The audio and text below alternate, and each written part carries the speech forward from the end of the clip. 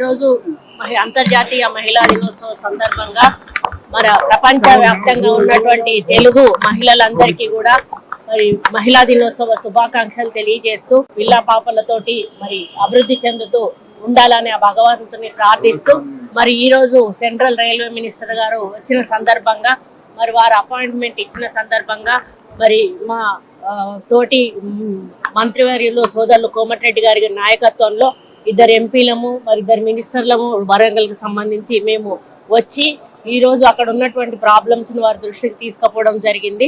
వారు వెంటనే అన్నిటినీ కూడా పాజిటివ్ గా తీసుకోవడం జరిగింది.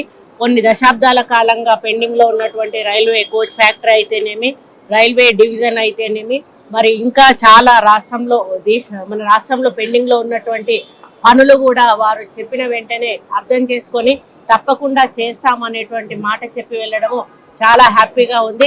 ఇప్పుడే కోమటిరెడ్డి వెంకటరెడ్డి గారు చెప్పినట్టుగా మేము ఇక్కడ ప్రభుత్వంలో ఉన్నాం కాబట్టి సమస్యలు మేము కేంద్ర ప్రభుత్వ దృష్టికి తీసుకుపోవడం మా యొక్క బాధ్యత.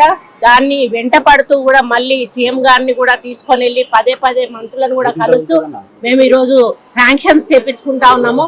అదే పద్ధతిలో ఈరోజు ఎయిర్పోర్ట్ కూడా రావడం జరిగింది. మరి బీజేపీలో ఇక్కడ ఉన్నటువంటి మంత్రులు ఇద్దరు కానీ మిగతా ఎంపీలు కానీ గెలిచినా కూడా వాళ్ళు ఏమి పట్టనట్టుగా ఉండడం అనేది కొంత బాధాకరము.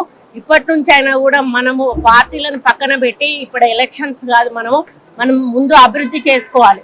కేంద్ర మంత్రులుగా మీరు ఇక్కడ ఉన్నప్పుడు తప్పనిసరిగా మీరు కూడా ఇన్వాల్వ్ అయ్యి ప్రతి దానికి కూడా మీరు సపోర్ట్ చేయాల్సిన అవసరం ఉన్నది. మేము శాంక్షన్ తెచ్చిన తర్వాత మేము తెచ్చినాము అని మీరు చెప్పే పద్ధతి ఏదైతే ఉందో అది కరెక్ట్ కాదు. మీరు రండి, మాకు అందరం కలిసి ఒక డెలిగేషన్ గా వెళ్దాము.